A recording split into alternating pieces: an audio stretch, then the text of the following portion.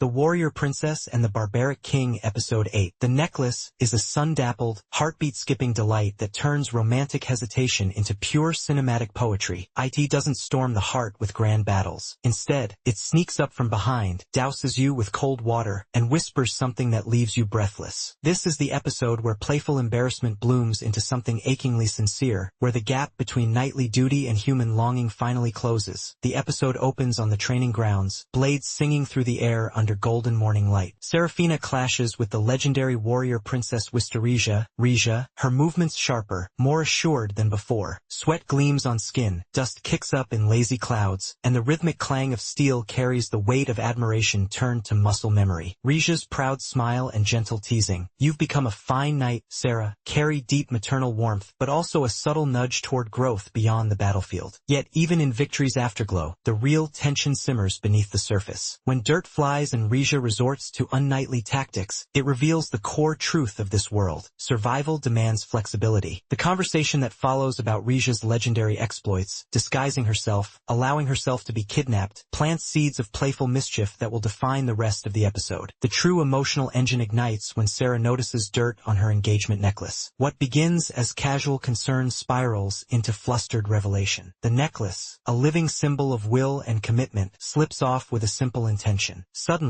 this elegant piece of enchantment becomes a mirror for Sarah's inner turmoil. Her frantic attempts to reattach it, attach, are hilarious on the surface, but beneath lies raw vulnerability, the fear that the bond might not hold if her heart wavers. Rija, ever the chaotic matchmaker, seizes the moment. Her ritual instructions, sneaking up behind Veer, dousing him with water, and whispering guess who, with just the right mix of purity, strength, and eastern wildness, are comedy gold. Yet they mask genuine affection. As she later admits to Cersei, it's a loving push. How many years might pass without this gentle meddling? What follows is a masterclass in comedic tension wrapped around budding romance. Sarah, basin in hand, stalks Veer through the sunlit forest where saplings push through healed earth. Leaves rustle with every failed approach. Twigs snap. Veer's heightened senses, honed by battles against dragons and worse, catch her every time. The air grows thick with her frustration and flustered determination, the scent of pine and damp soil mingling with the metallic tang of nervous sweat. Her disguises grow increasingly ridiculous. The hat scene is perfection, yet her persistence reveals something beautiful. Once this knight commits to a path, even an absurd one, she sees it through. Malseus's bewildered assistance adds another layer of chaotic charm, while Cersei's dry commentary grounds the absurdity in quiet observation. Meanwhile, Veer's conversation with his mother exposes his own hidden fears. He placed the necklace on Sarah while she slept, afraid to hear rejection. That quiet admission, I may have been afraid of being rejected, humanizes the barbaric king profoundly. He is not untouchable. He, too, carries the weight of longing and self-doubt. The climax unfolds in the quiet forest clearing, light filtering through leaves like liquid gold. After a final chaotic ambush, Sarah finally succeeds. Guess who? She whispers, voice trembling with embarrassment and hope. Veer's gentle recognition, naming her fully Serafina de Lavalent, carries the warmth of acceptance that needs no enchantment to feel real. When the silly ritual fails to reattach the necklace, the moment strips away all pretense. Rija's meddling is revealed, but instead of anger, it becomes the bridge to honesty. Veer's sincere apology and decision to confront his feelings lead to the episode's emotional pinnacle. He recites the ancient prayer pact, thundering maelstrom whose domain is between the earth and the storm clouds, divine dragon whose will is law, in thy glorious name, I hereby forge this bond. The words resonate with mythic weight, yet they are spoken with intimate tenderness. Sarah's soft, I'm not against it, and her admission that she feels anxious without the necklace are devastating in their simplicity. This isn't forced destiny. It is chosen connection. Two souls deciding, in this moment, to intertwine their fates. Serafina shines as a woman learning to balance her knightly rigidity with the beautiful mess of desire. Her flustered determination reveals deep emotional growth. She's no longer just reacting to this world. She's actively choosing her place in it. Veer evolves from steady protector to a man brave enough to voice his fears. His patience during Sarah's antics and his willingness to be vulnerable create breathtaking chemistry. Their interactions crackle with unspoken longing that finally finds voice. Rija is the delightful catalyst, chaotic, wise, and deeply loving. Her meddling isn't manipulation. It's the push of someone who sees two people dancing around happiness and refuses to let time waste its heart. Episode 8 explores commitment as an act of will. The necklace is perfect symbolism. It stays only as long long as both parties desire it. Love here isn't passive enchantment but active choice. Messy, embarrassing, and profoundly moving. The episode also celebrates found family. Rhesia's playful interference, Cersei's quiet support, even Malseus's reluctant involvement all weave a safety net that allows Sarah and Veer to take their next step. That IT beautifully continues themes from episode 7, cleansing and renewal, now applied to the heart. Old fears are washed away. New bonds take root. The pacing is impeccable. Breezy training and escalating comedy give way to quieter, more intimate moments that let emotions breathe. Visual atmosphere feels warm and alive. Dappled forest light, the contrast between clashing steel and whispering leaves, the tactile joy of water splashing in a playful ambush. The soundtrack likely swells from lighthearted strings during the farce to something deeper, almost draconic, during the oath. Silence is used masterfully in the final exchange, letting glances and hesitant breaths carry as much weight as words. Here are the best scenes of the whole episode: the Guess Who, success, pure serotonin. The mix of triumph, embarrassment, and budding intimacy is irresistible. Veer's quiet confession of fear, a masterstroke of masculine vulnerability that deepens his character immensely. The prayer-packed recitation, goosebumps-inducing. The mythic language paired with raw personal feeling creates one of the most romantic moments in the series so far. Episode 8 is a love letter to the awkward, determined, hilarious journey of choosing someone, and choosing to be chosen in return. It captures that rare feeling where laughter and heart flutters intertwine so perfectly that you can't tell where one ends and the other begins. By the end, as the necklace rests once more against Sarah's skin, sealed by sincere words and shared will, we feel the quiet thrill of two people stepping closer. The warrior princess and the barbaric king aren't just surviving this world together anymore. They are building something that might just last as long as their intertwined fates allow. A warm, glowing 10 out of 10. The kind of episode that makes you clutch your chest and smile like a fool, desperate for whatever comes next in this beautifully human romance.